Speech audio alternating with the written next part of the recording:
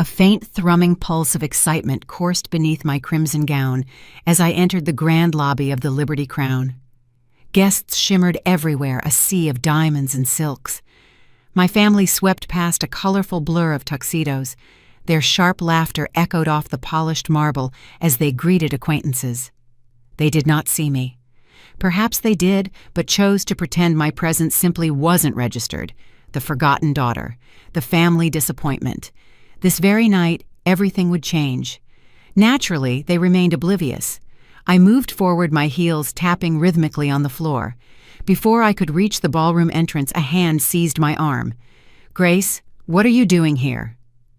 Turning, I faced my brother Mason, his grip instantly tightening.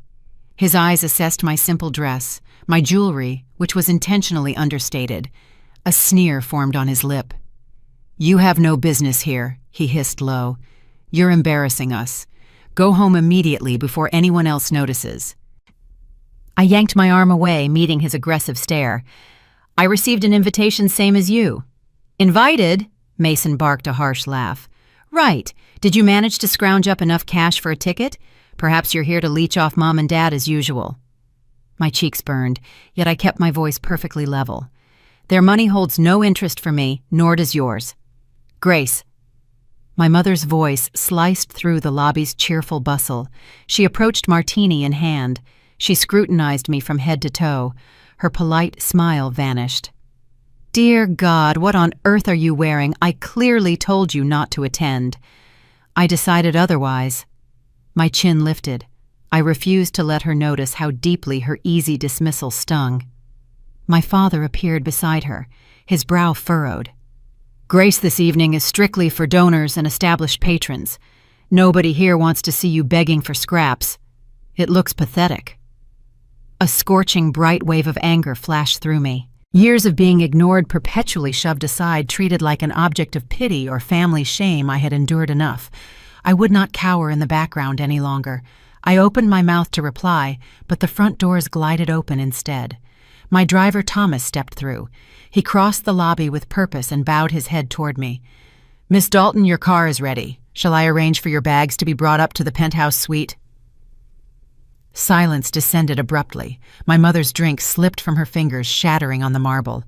Her what?" my father stammered out. Thomas looked calmly from one family member to the next, his expression utterly blank. "Miss Dalton's penthouse suite." He turned back to me. "Will your family be joining you upstairs at a later time?" My smile returned slow and fierce. "No, Thomas, I doubt they will. Thank you for asking."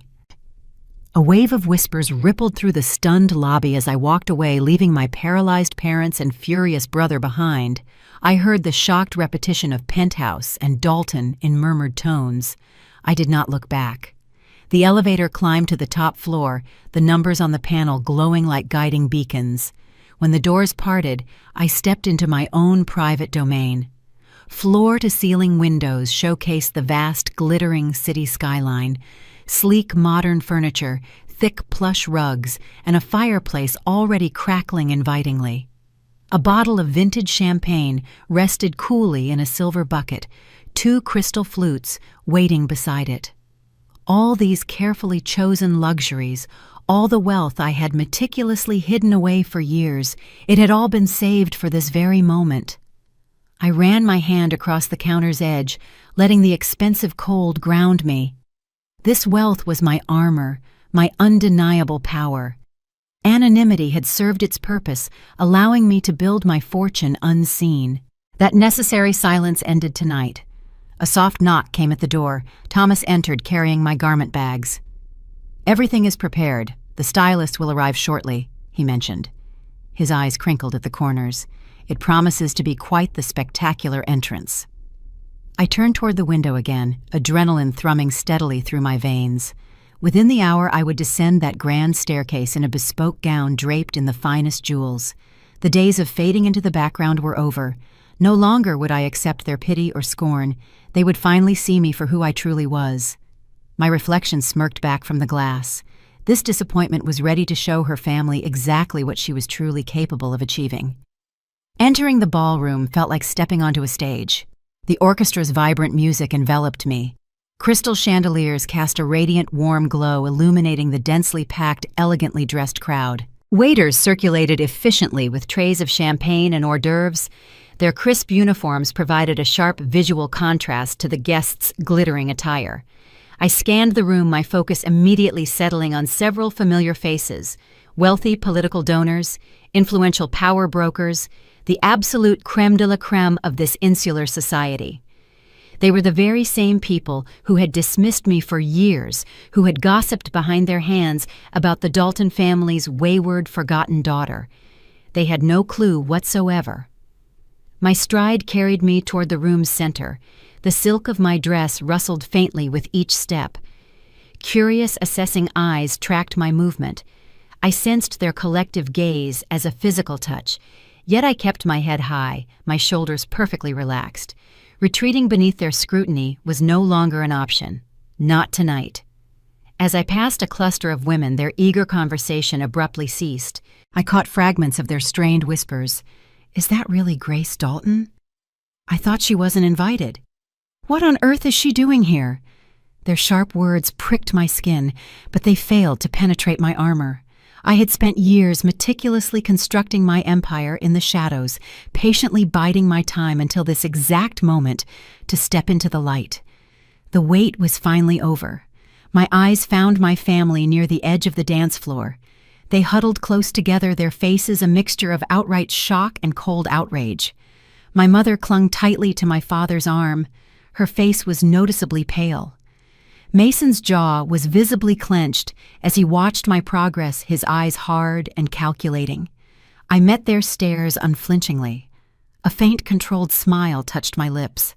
They were entirely unprepared for what was coming next. I turned away, my gaze sweeping the room again. A brilliant flash of red caught my attention. I located Ava Moretti. She stood near the rear of the ballroom, her dark hair pulled back in a severely elegant twist. Our eyes connected, and she inclined her head slightly, a discreet gesture of acknowledgement and deep respect. Ava knew my long-held secret. She was one of the very few individuals I had trusted implicitly as I built Dalton Enterprises from scratch.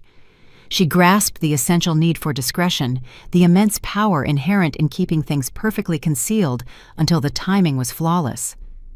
I moved toward her completely, disregarding the renewed murmurs that followed me. Ava greeted me with a genuine warm smile. Her eyes sparkled with approval. "You certainly understand how to make a definitive entrance," she murmured softly. I laughed, a quiet, controlled sound. "Go big or go home. Isn't that the old adage?" "Indeed it is," Ava replied. Her gaze flickered briefly over my shoulder. "Your family appears less than pleased, I observe. They'll manage." A shrug accompanied my words. I accepted champagne from a passing tray. The bubbles danced crisply on my tongue, cool and clean. Perhaps they won't manage. It remains immaterial either way. Ava studied my face for a moment. Her professional expression softened with a personal touch. "I'm genuinely proud of you, Grace. You've achieved so much." Emotion thickened in my throat. I swallowed hard against it. Ava's steadfast support meant far more than she could possibly know. When the entire world had turned its back on me, she had been there instantly, offering necessary guidance and unwavering encouragement. "Thank you," I said quietly, "truly for absolutely everything." She squeezed my hand. Her touch felt warm and immediately reassuring. "You earned every bit of this. Never allow yourself to forget that fact." I nodded successfully, blinking back the sudden sting of uninvited tears. I absolutely would not allow them to fall here. Not now. The orchestra began a new composition, a lively, swirling waltz that quickly filled the massive ballroom. Couples moved onto the dance floor, twirling and spinning in a vibrant kaleidoscope of colors. I watched them briefly, my mind momentarily lost in reflection. How many nights had I dreamt of this precise moment, a moment of finally standing tall, unafraid within the very world that had so easily rejected me. It had been a long, arduous journey, characterized by relentless late nights and countless personal sacrifices. But I succeeded. I had proven every single one of them wrong. A hand touching my elbow startled me out of my reverie. I spun around to find Thomas standing beside me, his expression unusually serious. "Miss Dalton, there is something I must show you." His grave tone immediately made my stomach clench tight. I followed him out of the ballroom, my heart pounding audibly in my chest. He led me toward a secluded alcove safely away from any prying eyes or curious ears. "What is it?" I asked, keeping my voice hushed. Thomas handed me a tablet. The screen glowed softly in the dim light. "It has been released across all news channels." Looking down, my breath instantly hitched. There, splashed dramatically across the major headlines, was my name, my face, my deepest secret publicly exposed. "Billionaire heiress Grace Dalton revealed," the article screamed. "Dalton Enterprises CEO shocks family at Christmas Gala." The ground seemed to tilt violently beneath my feet. This was not the plan, not yet, certainly not in this chaotic fashion. I quickly scrolled through the article, my eyes desperately skimming the details. They possessed every piece of information, my exact net worth, my company's substantial holdings, the private penthouse suite details. Somehow the truth I had worked so tirelessly to conceal had been discovered and broadcast. Anger and pure fear waged an instant, fierce battle for dominance inside me. Who had leaked this highly confidential information? Who could possibly have betrayed me? I looked up at Thomas, my eyes hardening instantly. "Find out who released this. I need a name immediately." He nodded once, his jaw tight with resolve. "Right away, Miss Dalton." Handing the tablet back, my mind raced wildly.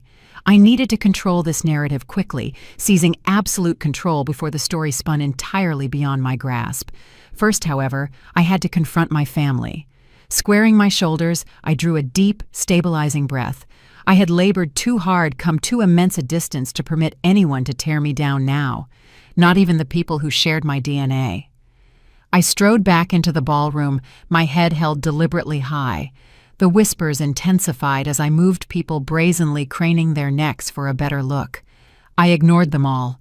My focus remained laser-sharp. My family stood exactly where I had left them, their faces a chaotic mix of shock and utter fury. I approached them slowly, my heart hammered a frantic rhythm. "We need a conversation," I stated, my voice completely calm and even. My father's eyes flashed with fresh anger. "I think you owe us quite a few explanations." "Not here." I glanced pointedly around the room, acutely aware of the countless eyes watching our exchange. "In a private location." I turned instantly on my heel, not waiting for their expected response. I knew they would follow. They had utterly no choice left. Walking away, I met Ava's gaze across the room one last time. She offered a single silent nod of support. I drew profound strength from that quiet gesture, from the simple knowledge that I was definitely not alone anymore. I had spent years existing in the shadows, constructing my empire, brick by brick, piece by painstaking piece. Now was the time to fully step into the blinding light to claim my rightful position in this world. Heaven help anyone foolish enough to attempt standing in my way. My measured steps carried me across the vast ballroom floor. The orchestra's melody swelled gently around me. This soft music starkly contrasted with the potent tension thrumming beneath my skin. Guests continued to mill about. Their laughter and chatter dissolved into a background hum that filled the space. Nobody looked at me directly. Nobody seemed to register my presence. Anonymity cloaked me like a ghost, making me feel insubstantial. A portion of me welcomed this feeling of being unseen, enjoying the ability to navigate the crowd unnoticed. Another part, the part that had spent years meticulously building an empire in complete obscurity, longed to finally step fully into the light. I headed toward the bar, my gaze slowly sweeping the room. Everywhere I looked, the hallmarks of immense wealth and entrenched power were evident: designer gowns, blinding jewelry, the most expensive champagne money could acquire. This was a world from which I had been completely excluded, a world that had once judged me thoroughly unworthy. Yet now I moved through it with the confidence of belonging. I absolutely did belong. My place here had been hard-earned, paid for, with exhaustive labor and profound personal sacrifice. Reaching the bar, I caught my own reflection in the mirror behind the rows of liquor bottles. I barely recognized the woman staring back at me. She appeared poised and supremely confident, her chin lifted high, her eyes radiating clarity.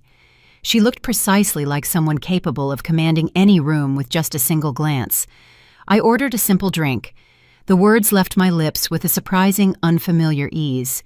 The bartender nodded his gaze, briefly flickered over me before he began preparing the cocktail. Watching him work, my mind drifted momentarily toward the past. I remembered the very first gala I had ever attended years prior. I was young, desperately naive, my heart overflowing with tentative hopes and unformed dreams. I had yearned so intensely to belong, to be accepted by the glittering crowd surrounding me. But my family swiftly made it devastatingly clear I would never be one of them. They ignored me completely, dismissing me like a minor inconvenience. I spent that entire evening hovering near the crowd's edges, my cheeks hot with shame, my eyes stinging with tears that were instantly suppressed. I swore that night I would never let them make me feel that way again. A solemn vow was made to build a new life, a life entirely and completely my own. I accomplished it. I built Dalton Enterprises from the absolute ground up, pouring every ounce of my effort into the fledgling company. I worked harder than anyone, pushing past the brink of exhaustion. The effort paid off. I possessed the control now. The power was mine. My family had absolutely no idea. The bartender slid my drink across the counter. I accepted it with a quiet thank you. Turning back to the room, I let my gaze sweep over the crowd once more. That was the moment I saw them. My family clustered near the edge of the dance floor. They were whispering urgently, their expressions tight and visibly strained. I watched my mother's eyes dart frantically around the room, desperately searching for someone, searching for me. A flicker of satisfaction warmed me at the sight of their obvious discomfort. They were oblivious to the impending storm, oblivious that their meticulously constructed world was about to shatter around them. I sipped my drink. The alcohol spread a slow, welcomed warmth through my veins. It centered me instantly, grounding me in the present moment. I understood I could not avoid them indefinitely. Eventually, they would corner me, demanding answers, demanding explanations for the spectacle. For the time being, I remained content to watch them squirm. My gaze drifted away from my family, taking in the rest of the room. I saw Ava standing near the back wall, her posture straight and commanding. Our eyes met briefly. She offered a subtle, reassuring nod. It was a small gesture, yet it meant everything to me. Ava was one of the few who had believed in my potential from the very beginning. She recognized a spark within me that refused to be extinguished. She had guided me through the ruthless world of business with unwavering purpose. I owed her more than I could ever repay. Tonight, however, I would begin trying. I finished the drink and set the empty glass down on a nearby table. I straightened my shoulders, taking a deep breath for composure. It was time for the next step. I made my way toward the stage at the room's front. My steps felt purposeful, completely assured. The crowd parted instantly before me like water. Murmurs of curiosity rippled through the air. My name was whispered. Heads turned in my direction. I kept my gaze fixed straight ahead, my chin lifted, my back ramrod straight. Cowering before them was no longer possible. Reaching the stage, I felt Thomas's hand gently touch my arm. I turned to him. His expression remained serious. "Are you entirely certain about this, Miss Dalton?" he asked, his voice barely audible. I met his gaze steadily. "I have never been more certain about anything in my life." He nodded, stepping back to allow me passage. I climbed the steps to the stage. My heart hammered against my ribs. The orchestra abruptly fell silent. The room became completely still. I walked to the microphone stand at the center of the stage. My hands held the stand with a slight stabilizing tremor. I looked out over the sea of faces. Confusion and intense curiosity marked every single expression. I inhaled deeply, exhaling slowly. Then I began to speak. "Good evening, everyone. For those of you who do not recognize me, my name is Grace Dalton." A palpable wave of shock swept through the large crowd at my words. I heard sharp gasps. Eyes widened in absolute disbelief. I understand many of you are surprised to see me here tonight. After all, I am hardly a familiar face in these specific circles. I paused, letting the profound weight of my words settle. My family stood frozen at the crowd's edge, their faces pale and utterly stricken. Yet the truth is, I have been here all along. I was watching, I was waiting. I was building an empire none of you even suspected existed. A thrill of deep satisfaction ran through me at the stunned silence that instantly greeted my statement. I commanded their attention now. Every single eye in the room was fixed directly on me. You see, while you were all preoccupied dismissing me, thoroughly underestimating me, I was working. I was learning. I was growing. Now I stand before you as the CEO of Dalton Enterprises, a company that has quietly become one of the most powerful and influential players in the industry. I heard new murmurs of disbelief. I saw heads shaking in outright denial. I pressed onward, my voice strengthening with every syllable. Many of you believe you know me well. You think you have me entirely figured out. The truth, however, is that you never truly saw me at all. My gaze swept over the crowd, encompassing the sea of shocked faces. Tonight, that narrative ends. Tonight, I step fully out of the shadows and into the light. Tonight, I claim my rightful place among you, not as the forgotten daughter, but as a force that must be reckoned with. A surge of genuine pride swelled within me at the delivery of those words, at the absolute truth that rang through my statement. I had fought for this precise moment. I had endured immense sacrifice for it. Now it had finally arrived. So allow me to properly reintroduce myself. My name is Grace Dalton. I am not going anywhere. Thank you. With that, I stepped back from the microphone, my head held high. The room instantly erupted into chaos. Voices rose in a loud, confused cacophony of shock and disbelief. I barely registered the noise. All I felt was the intense thrill of victory, the massive rush of adrenaline that came with finally claiming my undisputed place in the world. I had returned. This time, ignoring me was impossible. They would all finally see my true identity. And I was just beginning. Leaving the platform, I maintained my steady pace. No one applauded. An unnerving silence hung heavy. The ballroom felt abruptly stalled, as if every guest had inhaled deeply and collectively forgotten to exhale. I did not break my stride. My path took me through the center aisle until the donors and dancing couples receded behind me. My mother reached me first. Grace. Her hand hesitated near my arm, then she quickly dropped it. What precisely was that spectacle that, I informed her, was simply the truth? Her breath hitched. You blindsided your own family. You chose to ignore me for years, I countered directly. Being blindsided by someone you actively chose not to see is impossible. My father stood a few steps behind her.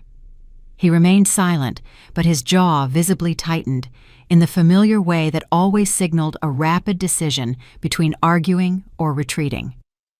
This affects more than just your personal feelings, my mother insisted. People are very familiar with our name. They speak. They jump to assumptions. They have always spoken, I corrected her. They just never bothered speaking about me. Her expression fractured momentarily, not enough to elicit any change, but enough to show she was unprepared for this newly assertive version of her daughter. My father finally stepped forward. You should have approached us earlier. We could have assisted you in navigating this. I navigated it perfectly, I replied, without any assistance from you. A heavy silence stretched tautly between us. Mason stood several feet back, hands shoved deep into his pockets, his shoulders rigid. He looked precisely like someone waiting for specific instructions, just as he always had. I looked directly at him. Do you have anything you wish to say? He shifted his weight nervously. I honestly don't understand what is happening anymore. That makes two of us, I stated.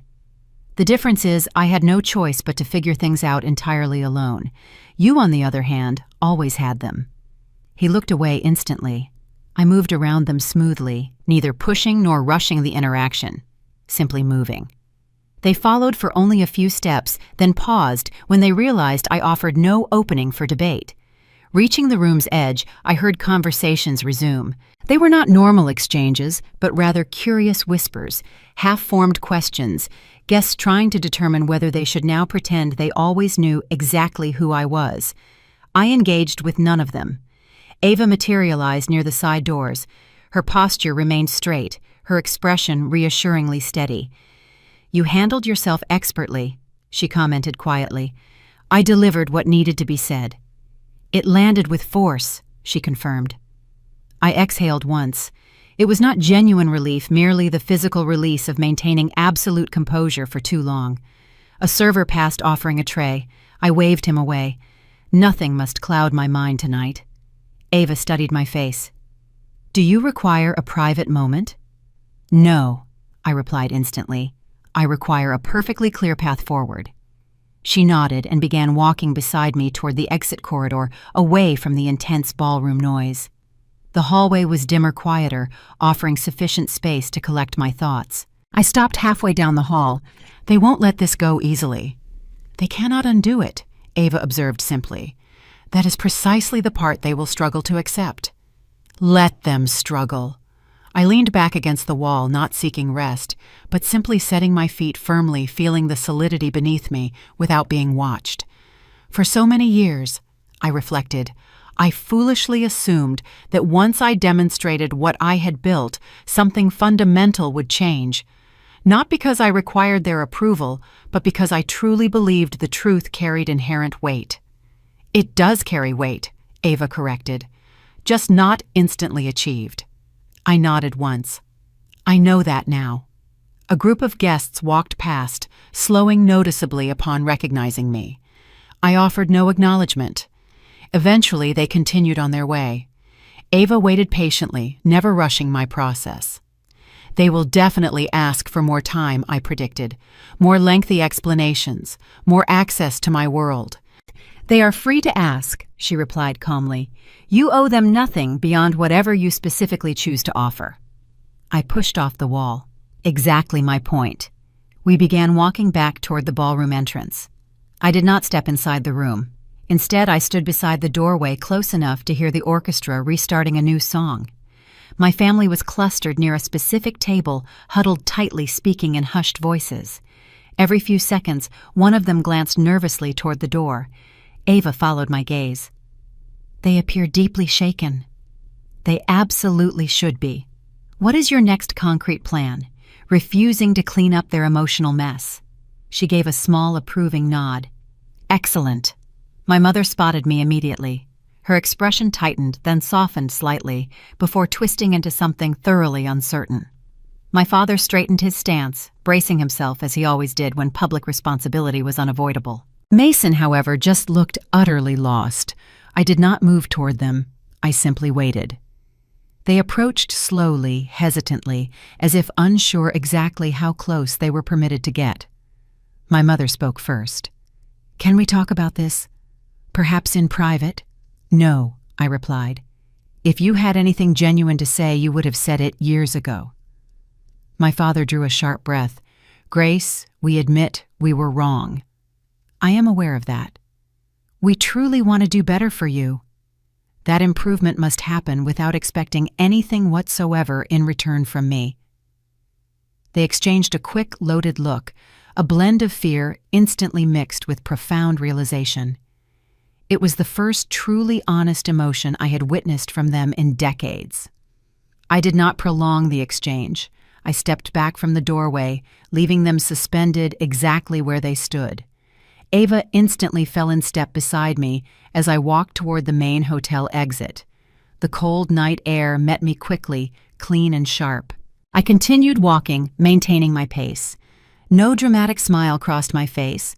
No triumphant shouted speech was needed. No overwhelming rush of glory overcame me. Just a steady, perfectly even breath. I had delivered my message. They had received it completely. That was entirely enough. I reached the waiting car. Ava opened the door for me.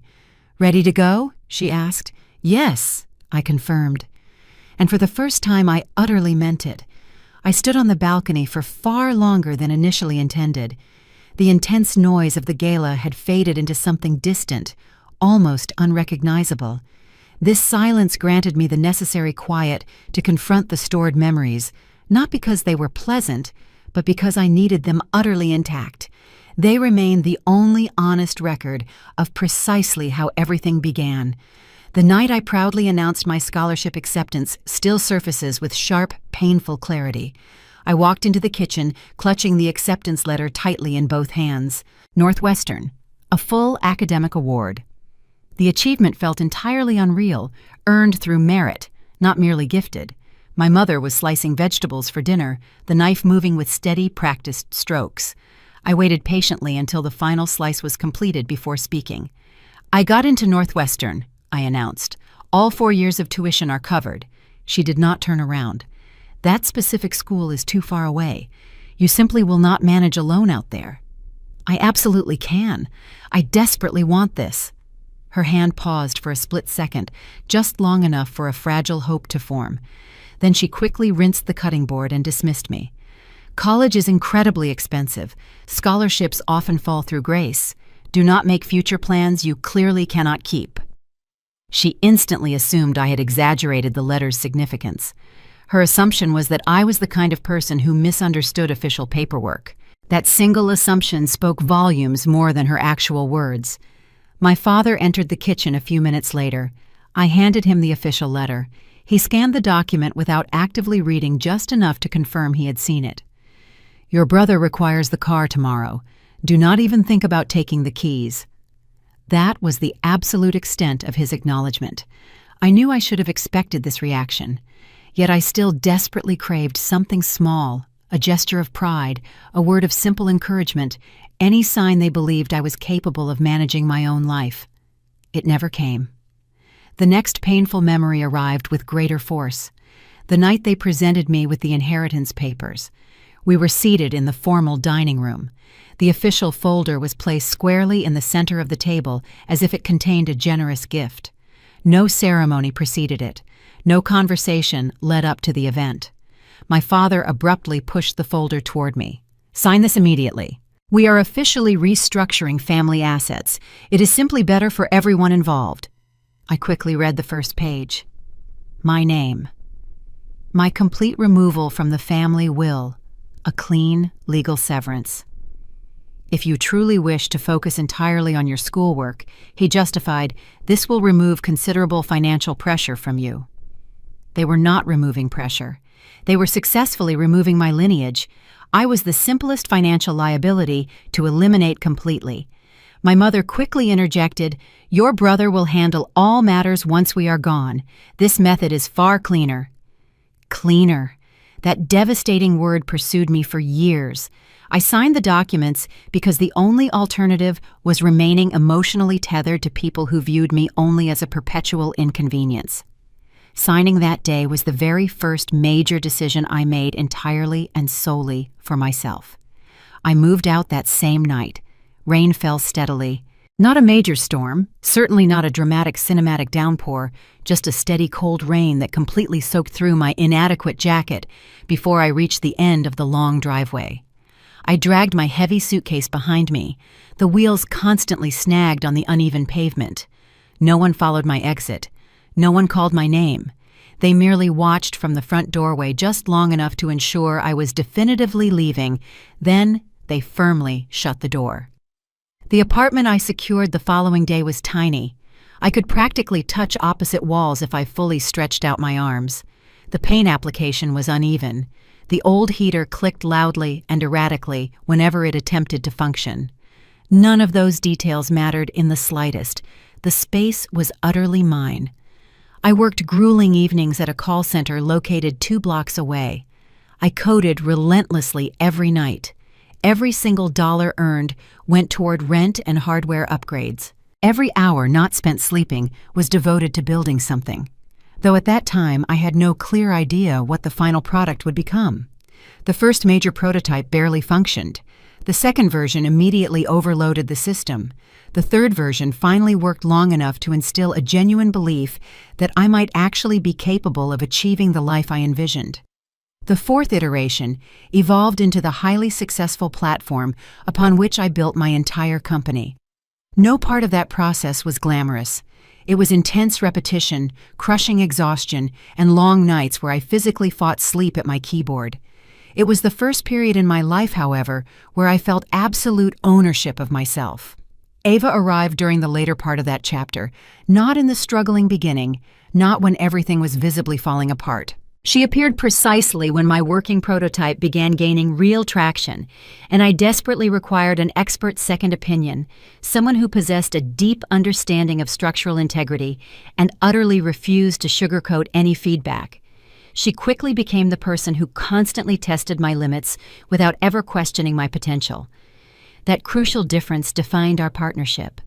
All these fragmented pieces of memory remained with me on the balcony until approaching footsteps broke the silence. Ava stepped alongside me. "Your family is causing a visible split in the room," she reported. "Some guests are attempting conversation with them. Most, however, are simply watching you intently. I am not re-entering that room just yet. You have no need to do so." We stood together without speaking for a moment. The entire city stretched far below us, yet we were not actively looking at it. I remained focused on the memories because they grounded me more deeply than any panoramic view ever could. "Do you still recall the exact night you moved out?" Ava asked quietly. "I remember every single second vividly. You did not break under the pressure." "I came dangerously close," I admitted softly, "but you did not break." Her voice conveyed only facts, completely devoid of either judgment or praise. I drew a long, deep breath and finally pushed away from the railing. "I need to complete this final segment inside the ballroom." Ava nodded immediately and followed me toward the massive ballroom doors. Upon our re-entry, the entire atmosphere had shifted again. Conversations instantly stalled as I walked by, not merely due to simple curiosity now, but because people were urgently recalculating my precise position in their social and financial world. My family stood near the distant table. My mother looked visibly smaller than I remembered. My father stood upright, but his characteristic confidence had subtly slipped away. Mason watched me like someone observing an inevitable storm approach, utterly unsure whether running or bracing himself was the better option. I stopped a few feet short of their cluster. My mother spoke first. "We saw your startling announcement. We truly did not know anything about your business." "That is exactly the point of it," I stated. She raised one hand slightly as if reaching for a familiar argument she could no longer form. My father instantly attempted to intervene. "You should have come back to us much earlier. We certainly could have offered support." "When exactly would that have been?" I challenged myself. "Before I went to Northwestern, before you deliberately removed my name from every official document, before you explicitly told me Mason would manage the family's future because I was simply not suited for it." None of them offered a reply. I turned to my brother. "You told me directly that I would fail before I had even truly begun." He immediately lowered his gaze. "I completely failed to understand what you were actively doing."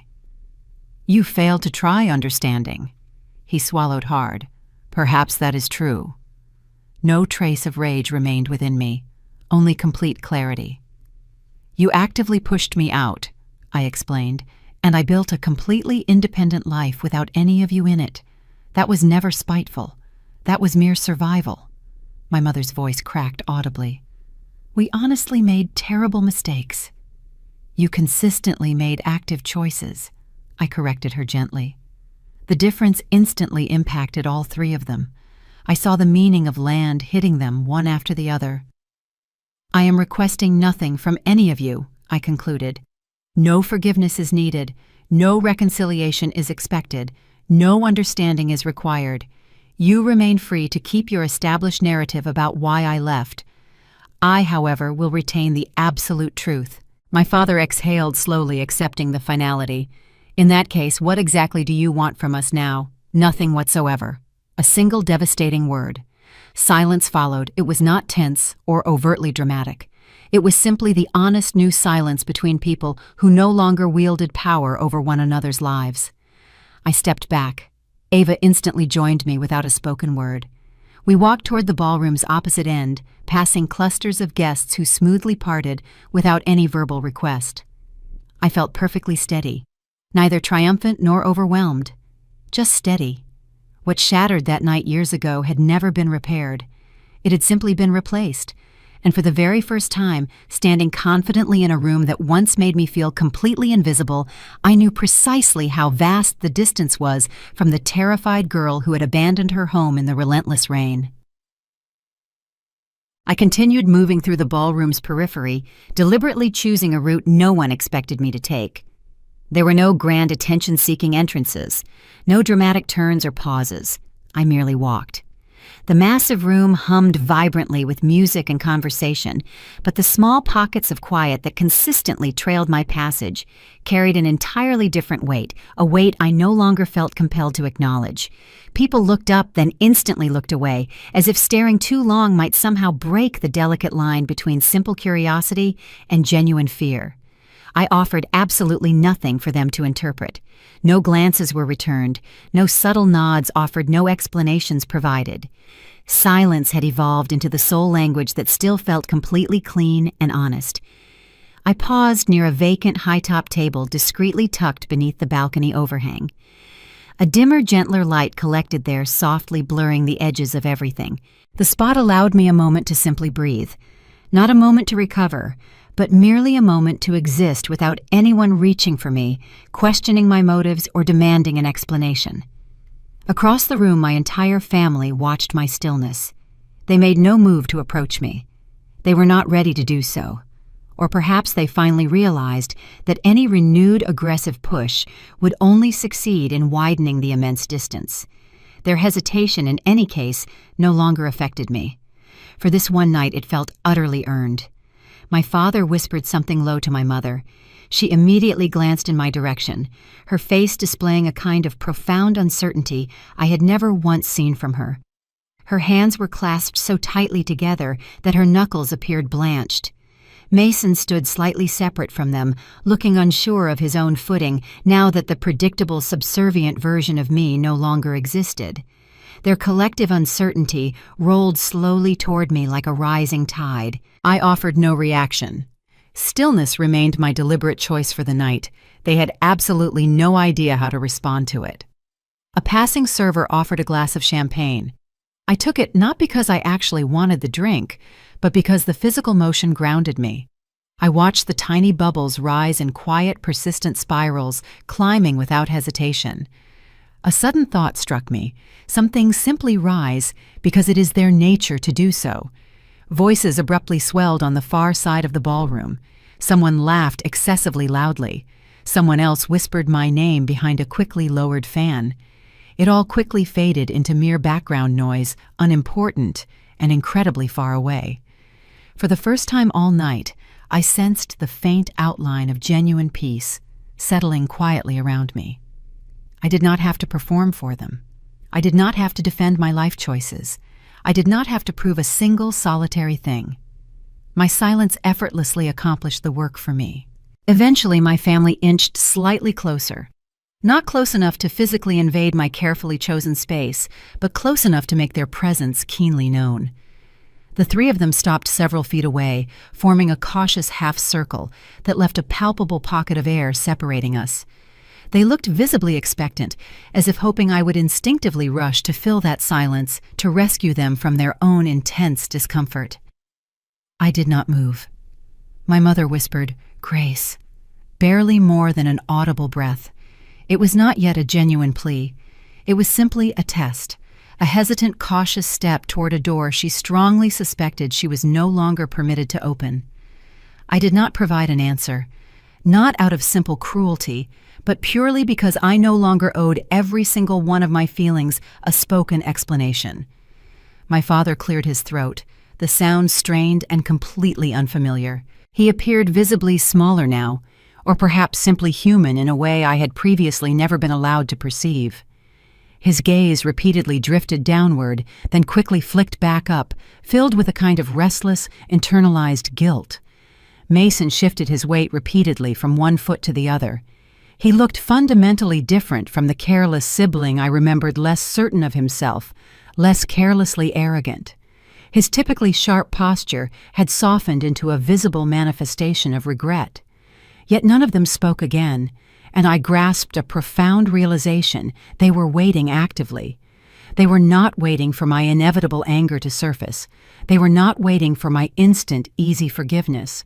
Instead, they were waiting desperately for permission to exist within whatever new version of my life would logically come next. The staggering power embedded within that quiet stillness was startlingly immense. One part of me mourned the many wasted years when I would have done literally anything to hear even a fraction of this current hesitation. Another part, the part that had successfully learned to survive and thrive without their aid, understood clearly that this silence was not actually empty. It was heavily filled with every harsh truth they had consistently ignored. I lifted the champagne glass slightly. I offered no specific toast, but simply acknowledged the moment for its profound magnitude. My family flinched instantly at the subtle gesture, as if it carried a secret meaning they were completely unable to decode. Let them wonder. I deliberately set the glass down without drinking any of the liquid. The stem clicked lightly against the tabletop, a small, sharp sound that somehow felt louder and more resonant than the entire orchestra. My family tensed simultaneously, watching me, as if every minute movement revealed a critical hidden message. It did not. Or perhaps it did. Silence possessed a unique ability to transform the smallest, most insignificant actions into profound statements. Across the large ballroom, Ava appeared near the staircase landing. She made no immediate attempt to approach me. She remained exactly where she was, observing the room's atmosphere, like someone accurately assessing the current weather before stepping outside. When she finally moved toward me, she did so with zero urgency, zero theatrics. She stood easily beside me, close enough that her presence perfectly steadied the space, yet far enough away that she offered no intrusion. She looked neither at my family nor at me. She simply existed beside me with the comfortable ease of someone who fully understood that not every single moment requires spoken words. It was the quiet, knowing connection established between us that ultimately told my family more than any prepared speech ever could. Ava eventually murmured, "Are you genuinely holding up?" A simple, gentle question. It was not about the social spectacle. It was not about the scandalous headlines. It was purely about me. I nodded once. "I'm perfectly fine." "I know that." Her tone conveyed absolute certainty, not mere reassurance. "You absolutely do not have to return to that room if you do not wish to." "I know," I confirmed. My family remained rigidly frozen in their uncertain cluster. My steadfast silence, Ava's absolute stillness beside me, the significant emotional distance I had intentionally chosen. None of this matched the volatile version of me they had meticulously constructed inside their minds. They had expected furious fire. They had expected public confrontation. They had expected the type of massive emotional eruption that always demands immediate cleanup. The complete absence of that chaos unsettled them far, far more intensely. A few nearby guests drifted closer, glancing nervously at us, then quickly looking away. They also sensed the profound shift, something unspoken holding the air taut, something heavier than simple anger, yet calmer than raging fury. My mother took a small, uncertain step forward, stopping instantly when she realized I was not going to meet her halfway. She opened her mouth to speak, then instantly closed it again, completely unsure of what to say. The hesitation itself felt like a comprehensive apology she did not know how to adequately form. My father's jaw worked silently, as if he desperately wished to speak, but could not locate a single sentence that would not instantly collapse under its own enormous weight. Mason finally whispered, "Grace, we are sincerely trying now." I offered no reaction. Not because I felt indifferent, but because I was no longer remotely responsible for cushioning the harsh truth for them. Trying was undoubtedly a start, but it was also extremely late, and silence remained the only honest, truthful answer I possessed. Ava glanced at me accurately, reading the precise moment as she always did. "Are you ready for us to leave?" I exhaled slowly, allowing the residual tension to settle into something perfectly clear and steady. I did not look at my family again. They desperately needed time to sit alone with their immense discomfort, and I possessed absolutely nothing left to give them this night. "Yes," I stated. We walked away, and the profound silence followed us. Not heavy, not hostile, just real. Behind us, I sensed my family watching, still completely unsure, still afraid, still clinging to hope. Yet they did not chase after me. I did not look back. Some deep rifts were never meant to be closed completely in a single night.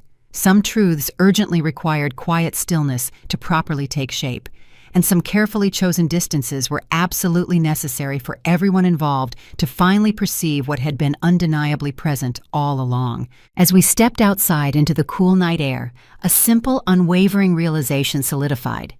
The silence I maintained was not a weapon aimed at them. It was a clearly defined boundary, and that boundary belonged entirely to me. Leaving the dim corridor behind, I stepped back into the overwhelming glow of the ballroom lights. The atmosphere was again fundamentally changed, not noisier, not quieter, just distinctively different. People no longer huddled whispering in tense clusters as they had an hour earlier. Now they watched with a sort of careful, measured curiosity, as if desperately awaiting a cue they remained utterly unable to read. I did not stride aggressively, nor storm through the crowd, nor did I attempt to cut a path this time. I simply moved with an unhurried, measured pace. My posture remained entirely steady. My profound silence had subtly reshaped the entire surrounding air, and the crowd instinctively adjusted itself without my uttering a single word. Conversations immediately softened when I passed near. Polite smiles faltered. A few guests faintly bowed their heads, entirely unsure whether any acknowledgement was even appropriate or perhaps completely presumptuous. This quiet, intense attention felt unfamiliar, yet it was not unwelcome. It was undeniably earned. Near the room's center, I paused beside a towering arrangement of winter roses. Their pale petals curled tightly inward, as if actively guarding something precious. They reminded me vividly of the girl I had once been, emotionally folded tightly, desperately hiding softness beneath an instinctive protective defense. I reached out a hand, touched one single bloom lightly, and then let my hand drop back down. Small, meaningful gestures had become my chosen language for the night. A slight shift in the room's dynamic tugged immediately at my awareness. My family was approaching not all at once, but gradually, like cautious people edging slowly toward a painful truth they weren't remotely ready to fully face. They stopped several feet away, clearly hesitant, unsure if their presence was genuinely welcome or if this new, formidable version of me would even grant them a look. I did not look up. I simply waited for their move. Mason was the one who finally closed the distance, though he meticulously maintained a respectful, noticeable space between us. He did not approach with the fury he exhibited earlier, nor the sharp protective edges he typically wore like armor. His entire expression had softened into something far quieter, a blend of genuine confusion mixed with a visible reluctance he no longer knew how to effectively conceal. "Grace," he murmured, his voice barely louder than the soft background music. "I truly need to ask you something important." I lifted my eyes to meet his gaze, silently signaling that he should proceed. He swallowed hard. In that single moment, he looked significantly younger, not in age, but in sheer lack of understanding. "When did you fundamentally become someone we no longer even recognize?" The question itself landed gently, but the raw truth underlying it carried enormous, undeniable weight. It was not an accusation, not a suspicion, not outright hostility. It was a profound admission they realized they had been watching a complete stranger confidently walk through their world, and they simply could not reconcile that powerful stranger with the timid girl they had once so easily dismissed. I did not answer immediately. The profound silence stretched out, and instead of defensively bracing against it, they actually allowed it to simply exist. That willingness alone marked a fundamental shift I had never even imagined witnessing. My mother approached next, her hands clasped tightly together, her expression visibly unsteady. She studied me with the careful, measured attention of someone deeply afraid of drawing the wrong conclusion. "How long?" she asked softly, her voice barely audible. "Have we been truly this far behind you?" My father remained a few deliberate steps back, intensely observing the exchange with a profound focus I had never once seen directed at me. His shoulders were rigidly set, as though holding a massive responsibility he was suddenly unsure he genuinely deserved. I exhaled very slowly. The truth I offered was not sharp or accusatory. It was not intended to be angry. It was simply real. "A very long time," I replied. They absorbed that direct statement without offering any argument. There were no immediate defenses raised, no outright disbelief shown, only profoundly quiet. My mother pressed her lips tightly together. Her breath trembled slightly. "We consistently assumed. We simply knew you completely." "You only knew the specific parts you actively wished to see," I responded. "The rest of my identity simply did not fit your predefined picture." Mason looked immediately down at the floor. "And we failed to ask the right questions." That was the absolute closest he had ever come to delivering a genuine apology without ever using the actual word. For a moment, none of us spoke a word. The orchestra smoothly shifted to a much softer melody, a warm, gentle sound that threaded through the room like a slow, collective exhale. I felt the faintest pull of genuine relief, the kind that surfaces when intense pressure eases significantly but does not vanish completely. My father finally stepped forward. His voice, when he used it, held absolutely no authority whatsoever, only honesty. "What exactly should we have genuinely seen, Grace? Not what did you hide, not what are you doing with your life, not who are you truly working for, but what should we have seen?" A profound question they had never, ever imagined needing to ask me. I held his gaze for a long moment. His face, always stern, always emotionally distant, now carried lines of consequence I hadn't properly noticed before. They were not merely lines of age. They were lines of undeniable consequence. "You should have seen the person I was consciously becoming," I told him, "not the person you actively feared I would perpetually remain." The profound silence that followed did not sting or hurt. It merely settled. Heavy, yes, but necessary. My mother's eyes visibly glistened. "We genuinely do not know how to begin understanding you now." "You are not required to do so immediately," I replied calmly.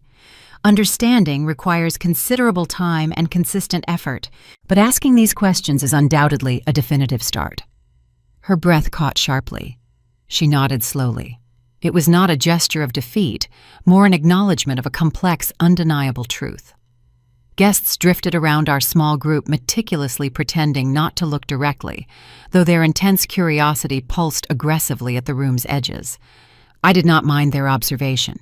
There was no confrontation here, no spectacle intended, only the quiet, defining moment that leaves an indelible mark long after the entire night concludes.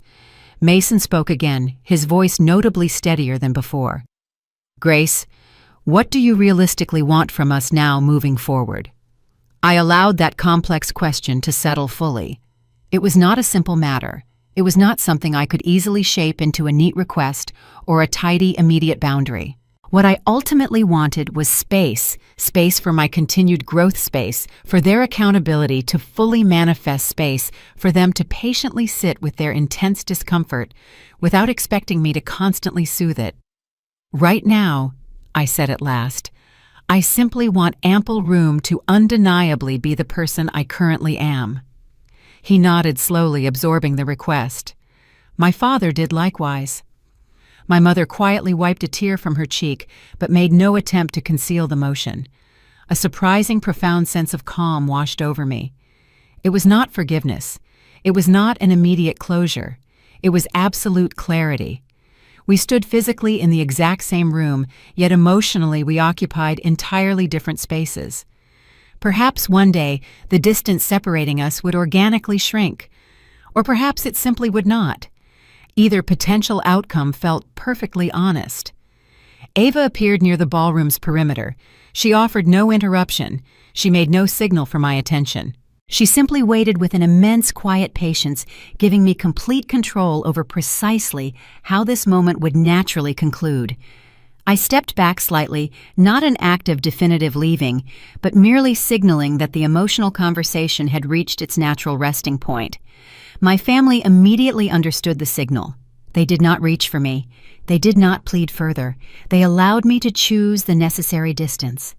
As I began walking toward Ava, Mason's voice rose one final time. It was not demanding. It was not desperate. "Grace, will you genuinely allow us a chance to try again?" I paused deliberately, turning just enough to make direct eye contact with all of them. "That depends entirely on what you truly mean by the word try." I offered no further elaboration. They did not push me for immediate clarity. Some answers I knew had to patiently unfold over time. I rejoined Ava. She instantly fell into my natural pace without exchanging a single word. The orchestra swelled again, filling the room with vibrant, weightless sound, as though the entire night were organically resetting itself. Behind me, my family stayed rooted exactly where they were, silent, profoundly uncertain, undeniably changed. Ahead of me lay a future that finally and completely felt like my own undeniable creation. And for the very first time in countless years, the internal question haunting me was no longer, what do they ultimately want from me? It had finally become, what do I authentically choose next? I chose to remain near the ballroom's outer edge, where the intense light softened and the vibrant music faded into something almost forgettable. That quiet zone provided ample space to breathe and, more importantly, space to intently watch the room without inviting new attention. Guests seemed unsure whether to approach me or actively maintain their distance. That hesitation spoke volumes more eloquently than any direct staring. My family remained clustered at a nearby table. They were not whispering now. They were not actively strategizing their next move. They were waiting, not expecting a fresh chance to scold me, nor seeking a moment to fight back, but waiting for something completely unpredictable.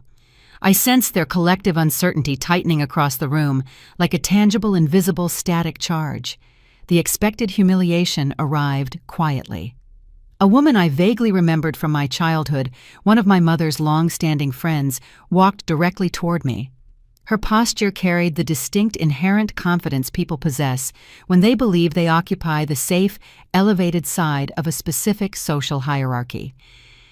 "Grace, my dear," she began, smiling broadly, in a way that distinctly lacked any genuine warmth. "I had no idea you were finally back in town. What a delightful surprise after everything." I instantly knew precisely where this conversation was headed. Before I could reply, she smoothly continued, "Your mother informed us you were merely finding your path. It must be quite challenging to return home and observe how much the world has successfully moved on without you." Her words landed with deliberate precision. They were calculated. They were public enough for any nearby guests to easily overhear. This was not a direct attack. It was a casual dismissal, carefully dressed in polite, patronizing tones, specifically designed to remind me of the lower social position she believed I still occupied. Years prior, such an exchange would have utterly crushed me. Tonight, it merely served to perfectly clarify the vast distance between the life I had definitively left behind and the formidable one I had single-handedly built. I offered no immediate answer. Silence proved far more effective than any spoken defense could ever be. The woman shifted uncomfortably, clearly thrown off by my refusal to play the expected role. The extended pause drew curious glances from others. She blinked rapidly, attempting a fresh angle. "You must feel terribly out of place here, dear. These large events can be truly overwhelming if you aren't accustomed to them." There it was, the precise humiliation she fully expected to land. A subtle, gentle push meant to instantly send me scurrying back into the shadows. I finally spoke. "I am standing exactly where I intended to be tonight." My voice was neither raised nor tinged with anger, simply the pure truth. Her practiced expression faltered instantly, as though she had suddenly walked straight into her own reflection and failed to recognize the distorted image. Before she could recover her composure, Mason appeared unexpectedly at her side. For a brief moment, I genuinely thought he intended to step in to defend me. Instead, he looked directly at the woman and stated quietly, "Perhaps you should allow her some necessary space." His intervention completely surprised both of us equally. The woman quickly excused herself with a stiff, unnatural smile and instantly retreated, leaving behind a profound silence that Mason seemed thoroughly unprepared to fill. He looked at me with open uncertainty. "They truly do not know how to speak to you now." I kept my gaze absolutely steady. "They never did." He offered no argument. That level of honesty alone felt new. Across the ballroom, I heard someone laugh sharply, a loud cutting sound, carrying just enough edge to signal outright mockery. A small group near the staircase quickly glanced at me, then at my mother, then back again. I instantly recognized the tone, the kind of judging laughter intended to evaluate exactly who still possessed social relevance and who did not. My mother noticed it too. I watched her stiffen instantly, saw her quickly exchange a panicked, telling look with my father. The humiliation was no longer aimed solely at me. It was swiftly beginning to shift directly toward them. People were now openly trying to decide whether standing near my family tonight would negatively impact their own reputations in the long term. That was the crucial part they had consistently failed to grasp. Control over a narrative only exists when the people surrounding you actively agree to perpetuating it. I permitted the moment to unfold naturally, offering no interference. Not out of cruelty, but because managing the external perception was no longer my assigned task. My father eventually crossed the room to join us. His steps were not confident. They were cautious, measured in a manner I had never before witnessed from him. He stopped a few feet from me, as if approaching any closer might immediately shatter the delicate balance of the night. "Grace," he murmured, his voice held low, "we truly must talk privately." "We are already conversing."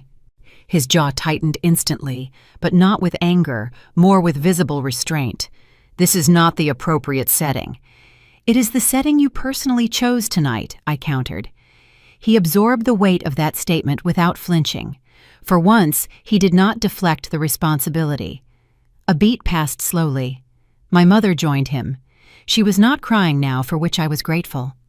She looked profoundly tired, in a way I had never previously seen, like someone suddenly and acutely aware of the enormous distance between the ideal person she believed she was and the harsh reality of how the room currently perceived her. "I honestly did not think they would treat you so poorly," she murmured quickly, glancing around the vast room. "They merely learned the behavior from your example," I said softly.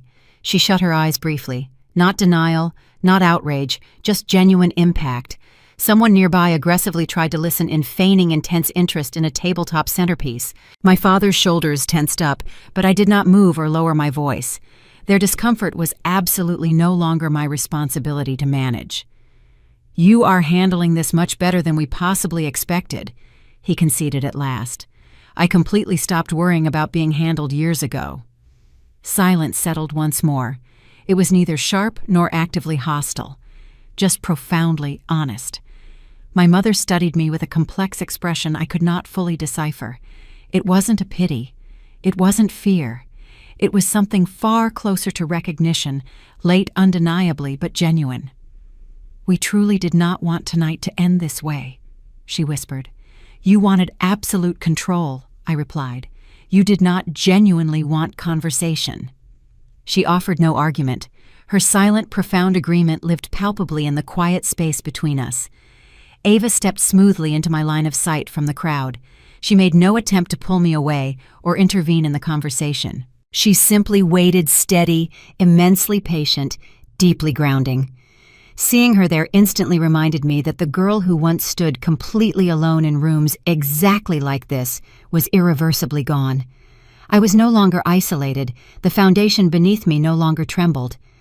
My father cleared his throat once more. "Grace, what is it you actually want from us?" I did not require time to think over the answer. "Nothing whatsoever," I stated simply. "Tonight was never about any of you." They absorbed that truth slowly, each processing it in their own unique way. Shock was absent from their faces. Something far heavier replaced it: responsibility.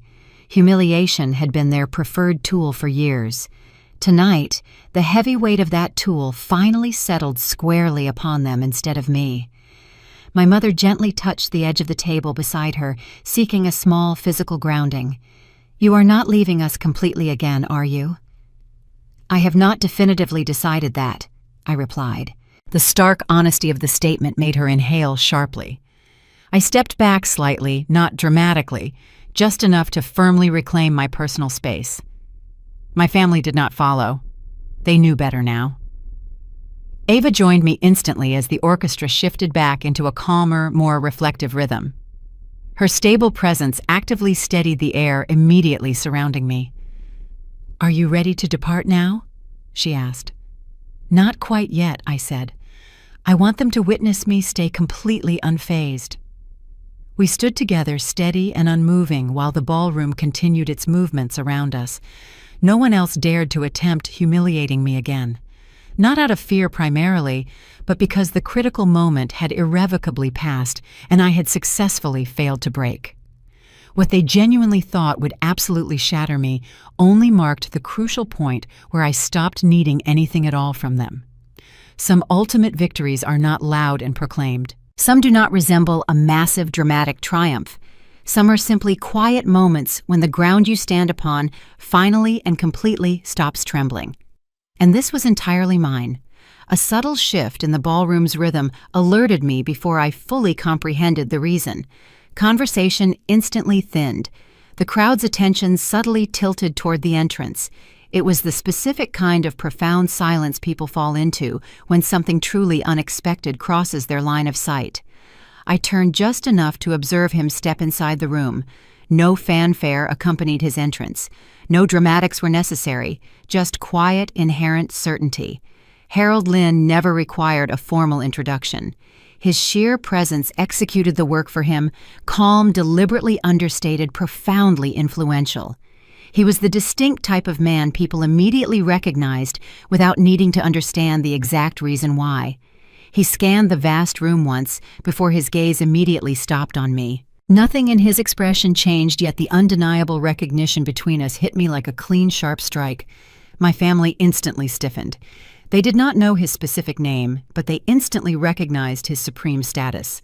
The kind of status that cannot be faked, borrowed, or simply bought through mere proximity. Harold carried the visible calm of someone who habitually negotiated stakes far greater than any family pride. The entire room adjusted instinctively to accommodate him. He approached me without any rush. Other guests stepped aside, not because he overtly demanded it, but because he triggered a fundamental crowd instinct. My mother's hand gripped the table edge tightly. My father straightened defensively, as if physically bracing for an impending impact. Mason looked quickly from Harold to me and back again, desperately trying to fit us into a confusing narrative he simply did not possess. Harold stopped right at my side, close enough to indicate clear intention, yet far enough to prevent the moment from becoming overly theatrical. "Grace," he stated. "Not Ms. Dalton. Not anything formal. Just my name delivered simply and directly. I rather wondered if I might find you here tonight." His tone was genuinely warm, instantly familiar, the way people converse with long-term trusted colleagues, not with protégés. They seek to simply parade. I nodded briefly. "I certainly didn't expect to see you here this evening." "I know," he replied, "but we urgently need to finalize the remaining board signatures by early tomorrow morning, and I believed it best to discuss the details with you directly." The spoken words were soft and completely ordinary, yet devastating in their implications. Not because of their surface meaning, but because of the crucial truth they instantly revealed. My father's face changed first. Not shocked this time. Calculation. Recognition. He was frantically attempting to understand why a man of Harold's stature would speak to me with the easy familiarity of a profound, long-standing partnership. My mother's visible confusion instantly deepened into something closer to absolute disbelief. Mason's mouth opened slightly in surprise. "You actually know him?" Harold turned his head slightly, just enough to fully acknowledge my brother's presence. "She and I have actively worked together for several years now." He offered no further elaboration. He had absolutely no need to do so. My family stared blankly at me, no longer angry, no longer defensive, simply and utterly unprepared for this truth. Harold continued calmly, addressing me directly. The San Mateo acquisition deal will be publicly announced by Monday. Are you still completely comfortable with the valuation figure we discussed earlier? Another significant blow landed, not loud or dramatic, just an undeniable fact. The specific kind of fact that fundamentally rewrites people's assumptions in mere seconds. I answered him as evenly as he had asked the question. Yes, keep all plans exactly as they were. Good. His gaze softened slightly. And if you have a moment to step out, I brought everything you specifically requested. He smoothly lifted a small, unremarkable leather portfolio. It looked mundane, yet my father instantly recognized what it undoubtedly contained: documents of immense consequence. He also instantly recognized the overwhelming implication Harold Lynn simply did not personally carry sensitive paperwork for people who were utterly irrelevant. I will be there in just a moment, I confirmed. Harold nodded once, then immediately stepped away to give me necessary space. He did not linger, he did not hover. He made no attempt to prolong the moment or make it about himself. He walked toward one of the hotel's private conference rooms, as if it were a routine he had completed hundreds of times before. My family's eyes tracked his movement until he disappeared completely behind the closed door. Then they all looked back at me. Not with the open hostility from earlier, not with the brittle confidence they had once possessed. Something far quieter replaced those emotions, uncertainty instantly mixed with a dawning, terrifying comprehension. My father spoke first. Exactly how long have you known this man? Long enough to establish trust, I replied directly. And what precisely is your working relationship with him? His voice did not bark the question. It genuinely creaked under its own massive weight. Work, I said. Real serious work. Mason stepped closer. Grace. He is one of the most profoundly influential figures in the entire West Coast tech market. I am completely aware of his reputation. He blinked slowly at the absolute neutrality in my voice. My mother swallowed hard. Is he the specific reason you... She gestured vaguely toward the room, toward the intense chaos of the night, toward the successful life she simply could not logically imagine. No, I corrected her. I built this life entirely myself. Harold merely recognized the potential before any of you ever did. That truth landed with force. It was not cruel. It was simply the truth. Their resultant silence was no longer defensively rooted. It was the silence of people who suddenly realized a crucial door had been wide open for years, yet they had never once bothered to step through it. My father looked back at the conference room door, then fixed his eyes on me. You are actively involved in acquisitions with a person like him. Among other significant responsibilities, I confirmed. He opened his mouth, then immediately closed it, unable to form a coherent response. The very edges of his long-held confidence visibly faltered in a way I had never previously experienced. For countless years they had persistently treated me like a predictable child orbiting their elevated world. Tonight they were forced to confront the harsh truth. They were the ones now desperately orbiting mine. I offered them no speech. I gave no warnings. I issued no declarations. The gravity of the moment required absolutely none of it. Harold's presence had been the final decisive blow. The truth spoke for itself far more loudly. I turned slightly. I have documents that require my signature. They remained completely rooted where they were. Nobody reached out to touch me. The dismissive comments they had relied upon for years never surfaced. They simply watched as I walked toward the door Harold had disappeared through, toward a successful world they had never believed I could ever enter, let alone actively help shape. The silence that followed my departure was not hostile. It was an absolute realization. And for the very first time all night, that reality felt entirely sufficient. The ballroom environment had fundamentally shifted again following Harold Lynn's appearance. The music continued, but the evening's tone felt irrevocably fractured. Small, tense conversations had quickly sharpened into intense speculation. Glances now carried an immense new weight. Every single whisper seemed to circle back inevitably to my name.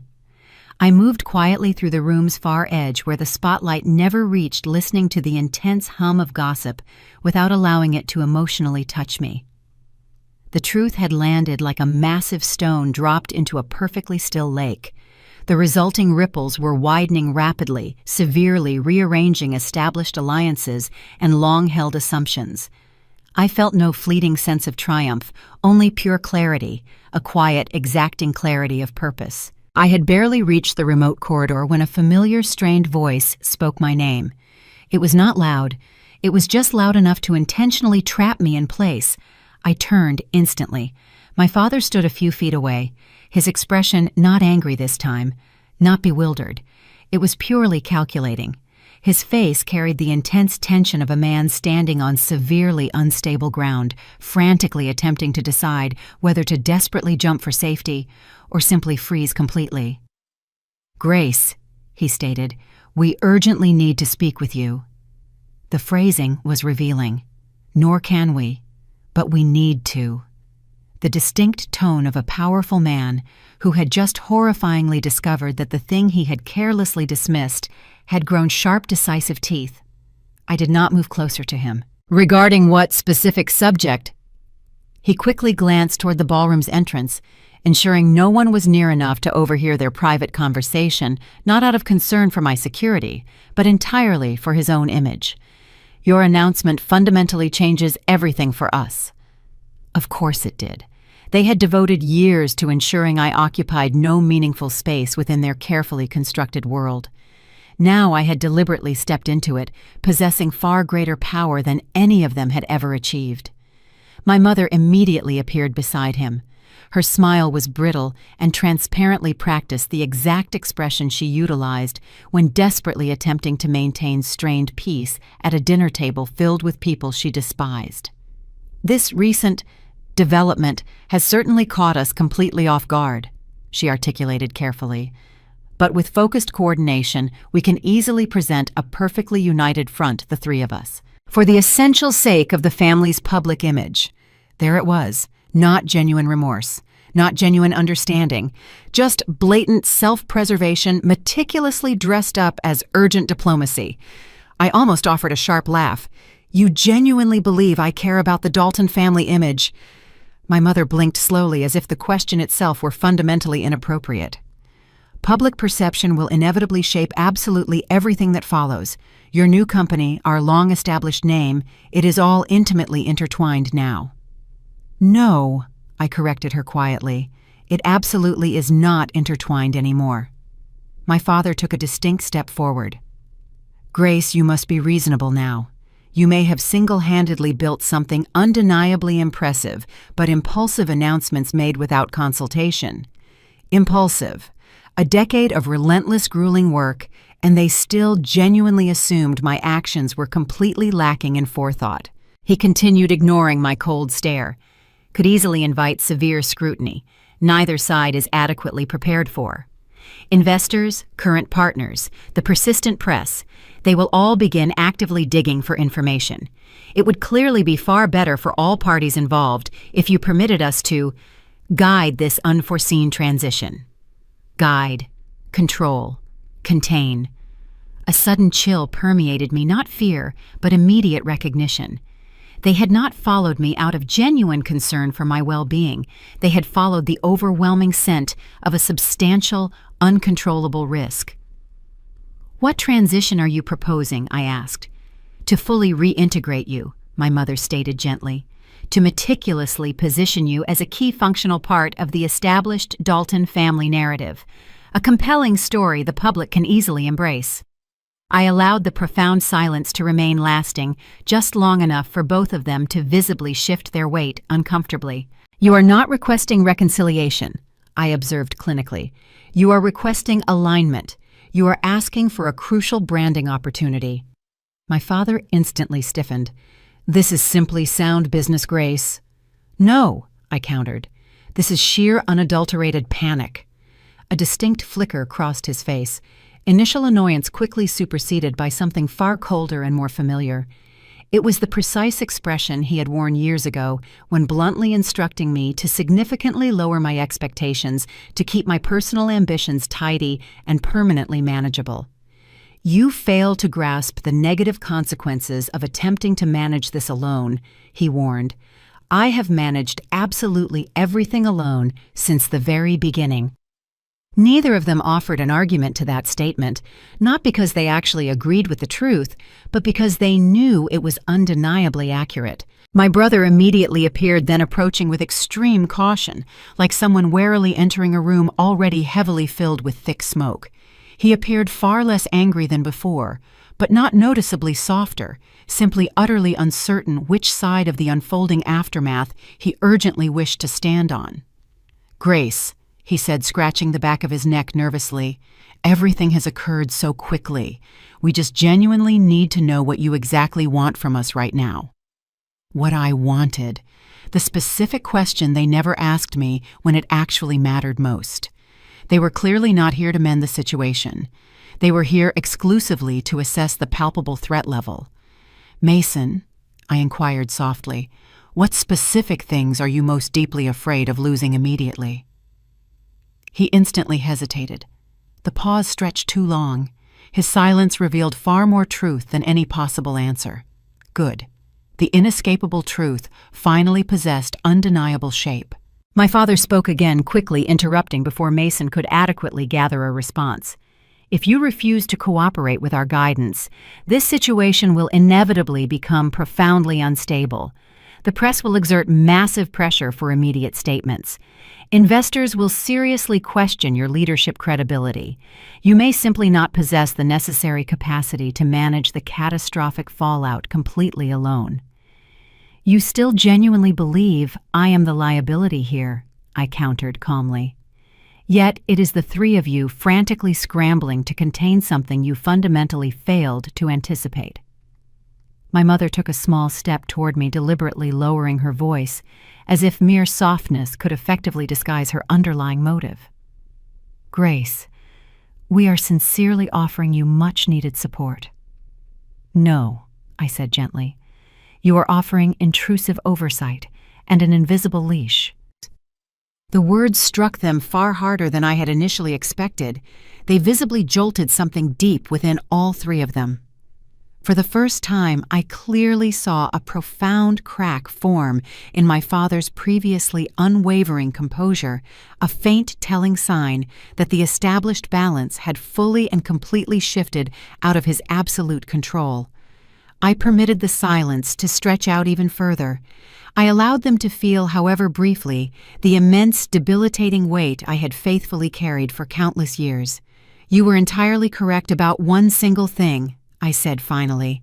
"This event changes everything for all of us, but not remotely in the way you currently believe." My mother exhaled, shakily defeated.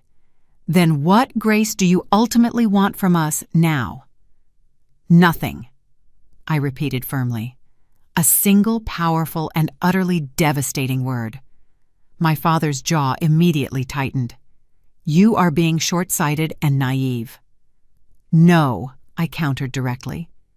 "You are." I deliberately stepped past them, but paused once, just long enough to absolutely ensure the message settled precisely where it was intended. "I owe you no strategic alignment," I reminded them. "Nor do I owe you protection.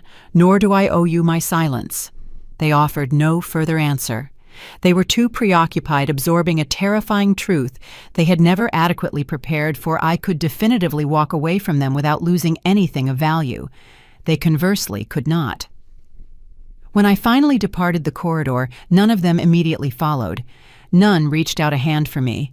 None offered a final desperate angle, a last-ditch plea. For the very first time, they profoundly understood that the old tactics, the familiar emotional leverage, the predictable old narrative, none of it was applicable anymore. That terrifying realization frightened them far more intensely than the mere thought of losing me ever could have. I re-entered the ballroom's vibrant atmosphere.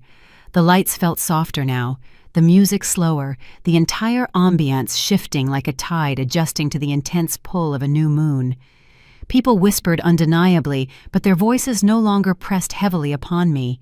They simply drifted harmlessly around me, irrelevant and inconsequential. Ava appeared immediately near the room's far edge, watching me with a quiet, knowing expression.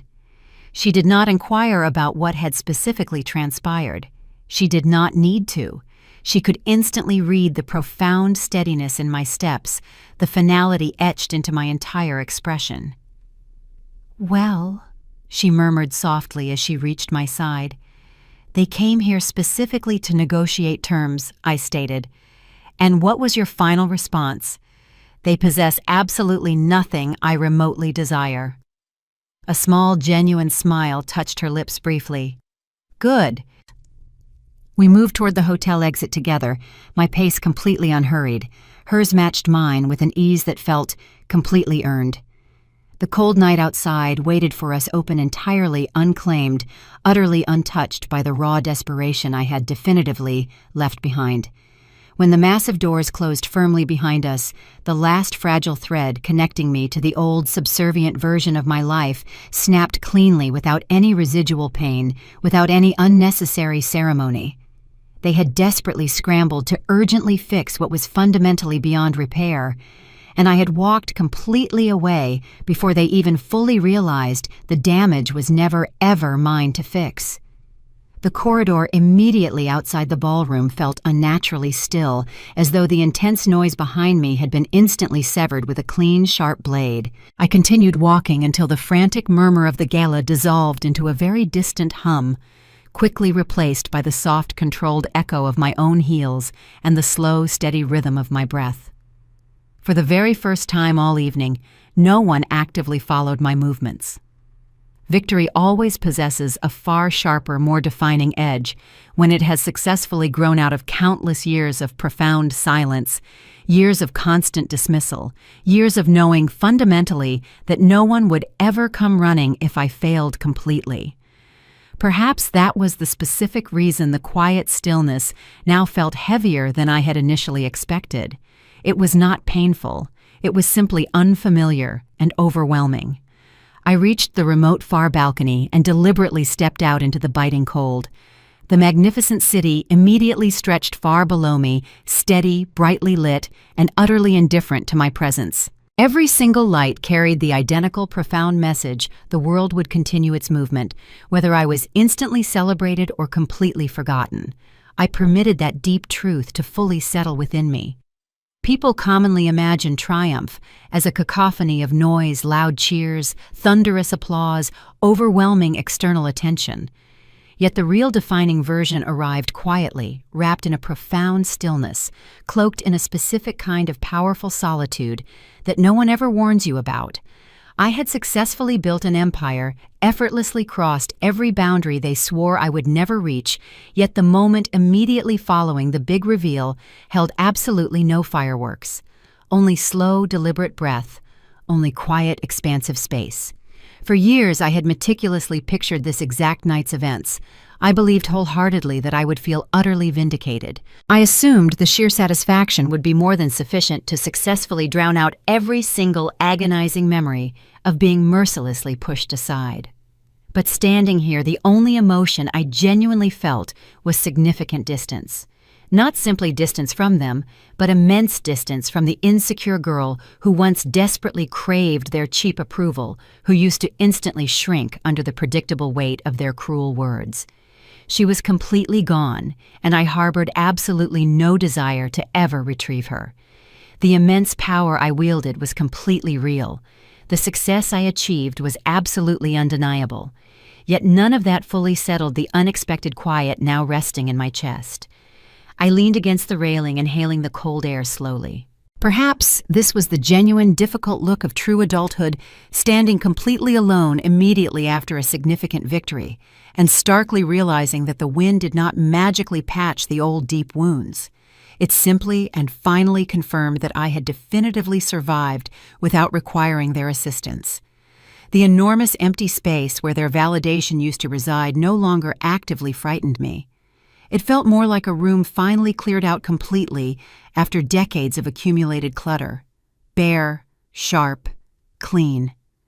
A quiet part of me fully knew that the external world would not fundamentally shift around my staggering revelation in the way my family desperately feared it might. The immense city would awaken tomorrow morning utterly unchanged. Business deals would continue to close. Projects would move forward relentlessly. My successful company would operate exactly as it always had done. The only genuinely significant shift had occurred entirely and profoundly inside me. I no longer carried the immense emotional weight of constantly trying to be genuinely understood by them. I no longer patiently waited for them to rewrite the painful past events. I no longer needed my enormous success to mean anything whatsoever to anyone other than my own self. A powerful gust of cold wind swept briskly across the balcony, successfully pulling me back into my body. I wrapped my expensive coat tightly around my shoulders and allowed the deep breath I had unconsciously been holding to leave my lungs in one long, steady stream. This quiet, this sudden sharp clarity was the true defining turning point of my journey.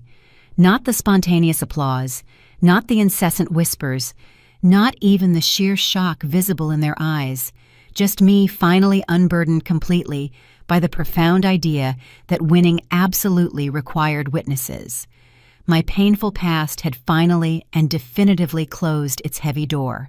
My unknown future waited somewhere far below in the vibrant glow of the sprawling city, and in the narrow, quiet space precisely between those two powerful forces, I discovered something I had not remotely expected to feel tonight.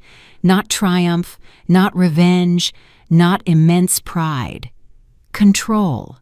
I pushed decisively off the railing, straightened my shoulders confidently, and walked back inside the warm room.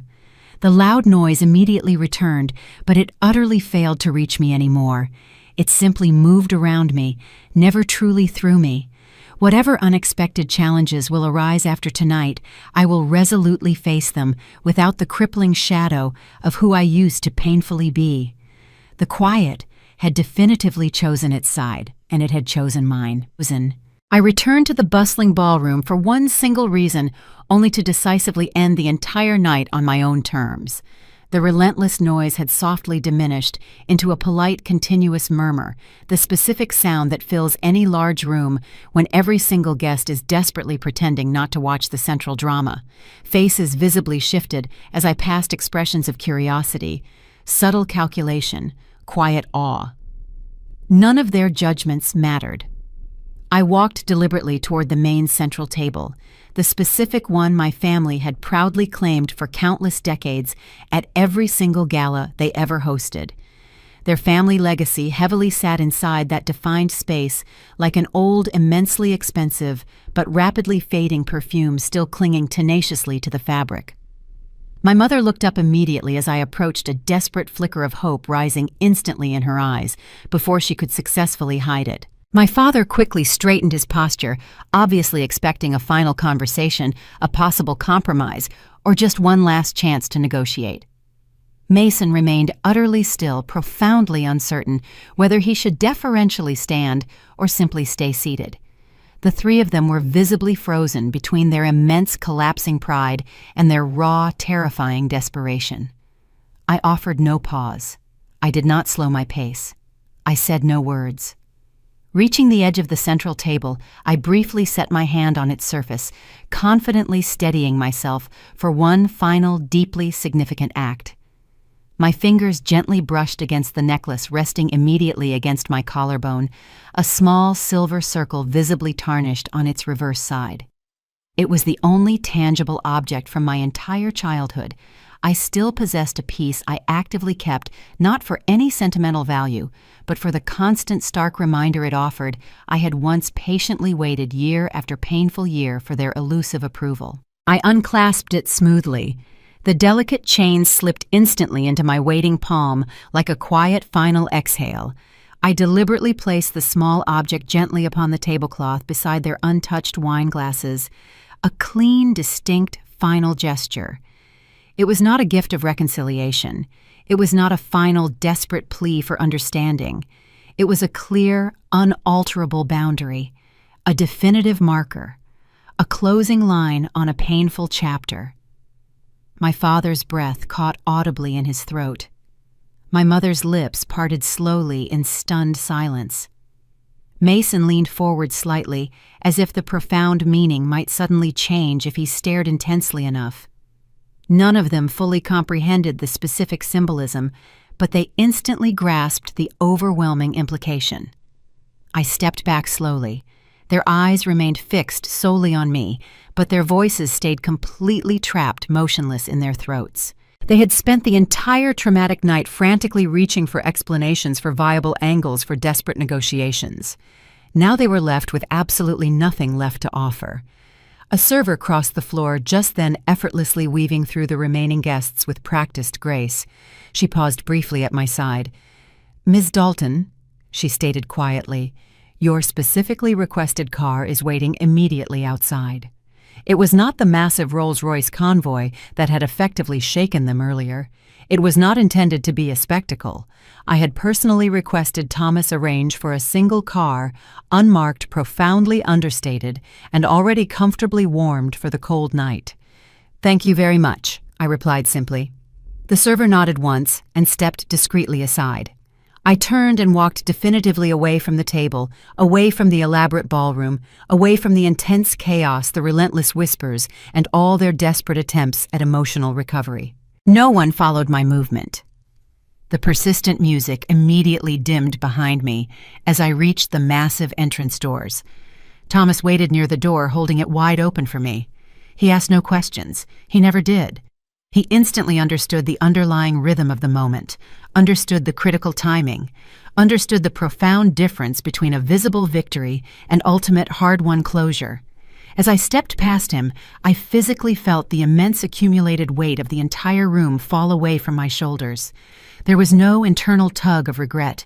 There were no second thoughts, only cold, decisive air, clean, sharp, and final. Outside, the sprawling city looked sharper, more defined than it had felt an hour earlier. Lights aggressively cut through the freezing winter night, steady and profoundly clear. My breath rose rapidly in a thin, visible stream, carrying the last faint remnants of the exhausting evening with it.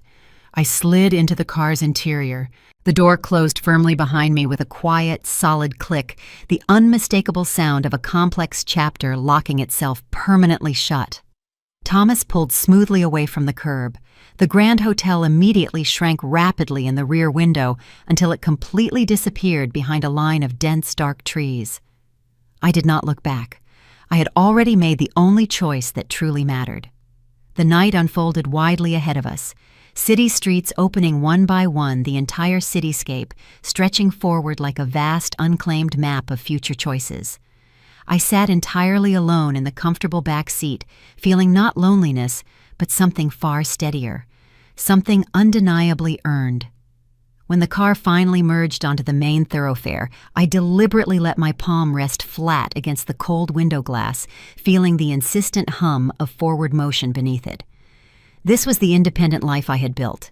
This was the autonomous future I had fundamentally shaped, and no one else could possibly claim it but me. As we crossed the long, dark bridge, the entire city skyline rose prominently into full view, a quiet, powerful reminder that absolutely everything I needed was already patiently waiting for me on the other side. And for the very first time in years, the thought of the vast unknown future did not unsettle me in the slightest. It felt completely like freedom. Before the car smoothly dipped into the next long stretch of empty road, I spoke softly into the quiet stillness. "Drive." The engine deepened its low hum. The waiting night opened wider, and I consciously permitted it to carry me forward relentlessly.